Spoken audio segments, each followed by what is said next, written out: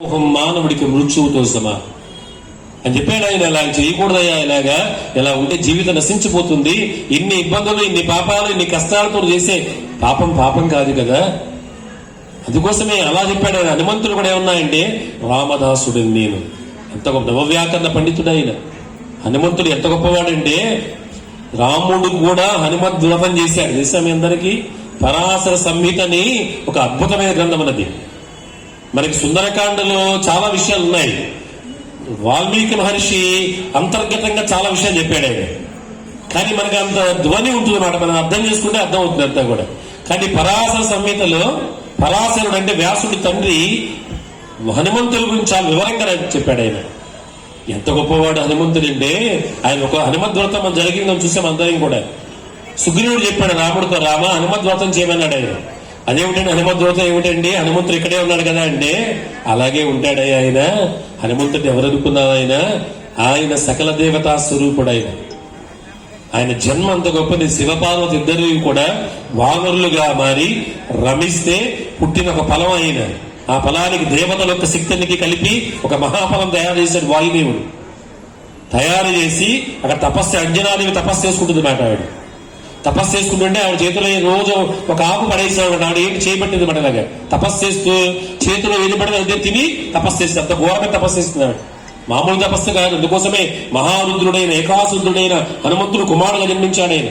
అంజనీ కుమారుడు మనం చెప్తున్నా, ఆంజనేయుడు పిలుస్తున్నాం కదా. తల్లి పేరు చెప్తున్నా అంజనీ కుమారుడు కాబట్టి ఆంజనేయుడు అయ్యాడు ఆయన. ఎంత తపస్సు చేసిందంటే మామూలు తపస్సు కాదు, చాలా ఘోరమైన తపస్సు చేసింది మాట. ఏది పడి తినేది మాట. వాయువుడు ఏం చేశాడు, రోజు ఏదో పడేస్తున్నాడు పాపం. గాలి ద్వారా నేను ఎగురొచ్చి ఒక ఫలం పడేసాడు అనమాట ఆయన. తపస్సు మెచ్చుకుని అలా పడేసుకుని తింటుండేది ఆవిడ. ఇప్పుడు ఏం చేయాలండి, ఫలం అంతటిని కూడా, దేవతల యొక్క శక్తి అంతటిని కూడా, త్రిమూర్తుల శక్తి అంతటిని కూడా, శివపార్వతుల యొక్క అంశచేతున్నటువంటి శక్తి అంతటిని కలిపి ఒక మహాఫలంగా తయారు చేసి ఆ రోజు అంజనాదేవి చేతులు పడేశాడు ఆయన. అంజనాదేవి అనుకుందంటే ఇది నిజం, రోజు ఇచ్చే ఫలం అనుకుంది పాపం ఆవిడ. కాబట్టి ఫలాన్ని పుచ్చుకుంది ఆవిడ. కొంతకాలం అయిన తర్వాత శరీరంలో మార్పులు వచ్చాయి. ఆవిడకి అర్థమైంది మాట, కొంత తల్లిని కాబోతున్నాను. పిలిచింది వాయు, ఎవడరా అని అడిగింది. వాయుదేవ ఎలా జరిగింది అడిగితే, అమ్మా నన్ను క్షమించమ్మా, ఇది పరమాత్ముడి యొక్క లీలా విలాసం అని చెప్పాడు ఆయన. నీకు ఇచ్చిన ఫలం చేత నీకు మహారుద్రుడు జన్మించబోతున్నాడు.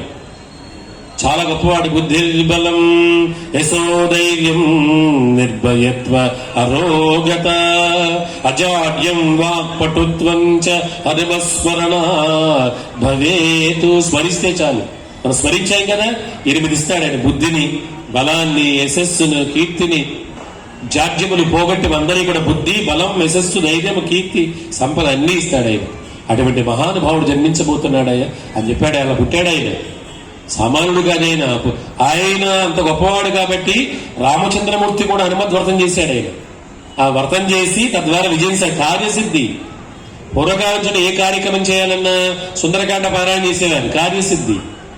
అటువంటి మహానుభావుడు, అంత గొప్పవాడు, నవవ్యాకరణ పండితుడు. అటువంటి వాడు కూడా ఏమన్నాడు, ఎవరు అడిగారన్నమాట, నేను రామదాసునండి అని పేరు చెప్పలే. అంజనాపుత్రుడినండి, వాయుపుత్రుడినండి, హనుమంతుడని చెప్పలే ఆయన. రామదాసుడు. ఏమిటి అంతరార్థం ఏమిటయ్యా అంటే, ఇదేది మనది కాదు. ఈ ప్రపంచంలో నువ్వు అనుకున్నవన్నీ కూడా ఏది శాశ్వతము కాదు.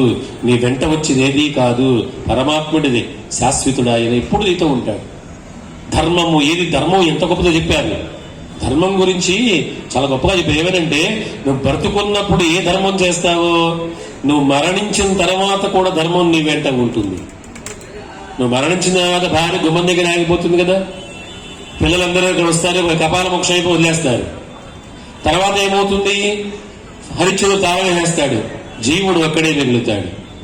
అప్పుడు నీకు టార్చ్ లైట్ లాగా ఉపయోగపడేది ఏమిట్రా అంటే, నువ్వు జీవితంలో చేసిన ధర్మం అక్షయం అంటే అది పుణ్యంగా మార్చుకో. ధనాన్ని సంపాదించాలి, కొంత ధనాన్ని కేటాయించాలి, కనీసం 10% కేటాయించి పరమాత్ముడు కార్యక్రమాలు, దైవ